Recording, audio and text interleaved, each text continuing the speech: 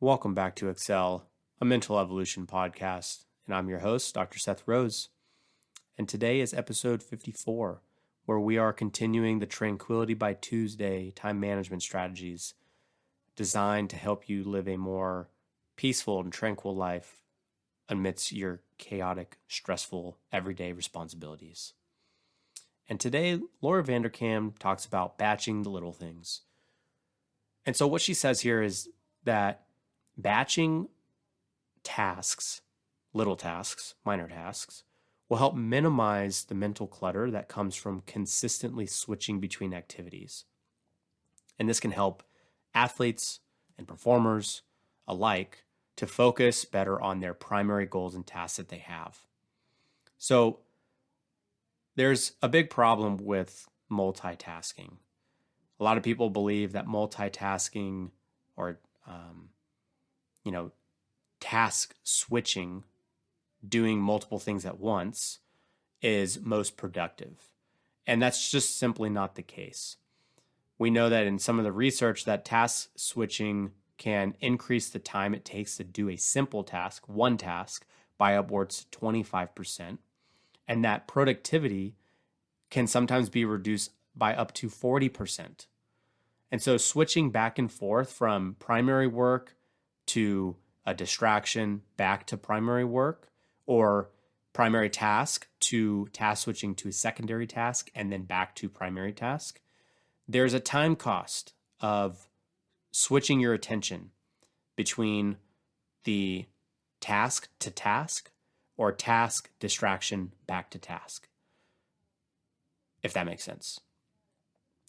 And that time is spent from your visual attention orienting to the next thing that you are doing, and then the focus of whatever that is.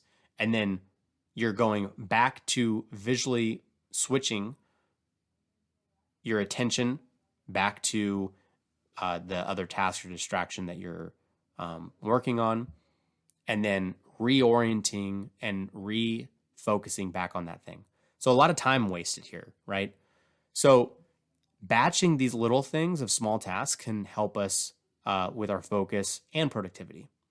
So a tip here is to group smaller tasks into one session. So maybe that's reserving a specific time block each week or each day to tackle some of the smaller tasks, emails, errands, etc., and keeping them from fragmenting your focus, okay? Another thing is to make sure that you're scheduling during natural breaks. So maybe you're placing these batches around low energy times of the day, such as mid-afternoon, when big projects may feel more challenging.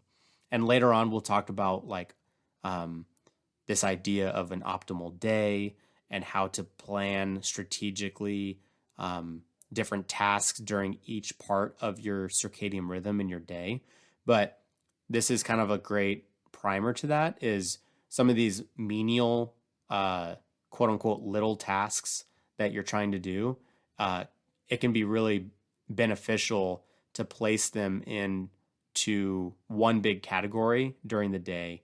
And oftentimes that's after lunch, before the end of the day, during that kind of natural lull. And then lastly, instead of switching to a little task that comes up, just simply write it down and save it for later. So if a task comes up that's outside of this batch time or outside of your scheduled time to do all these low energy tasks, just note it down and return to it at a designated time. So that way we're not wasting energy switching to that thing to get it done. Obviously, if it's urgent, that will then move into a different category.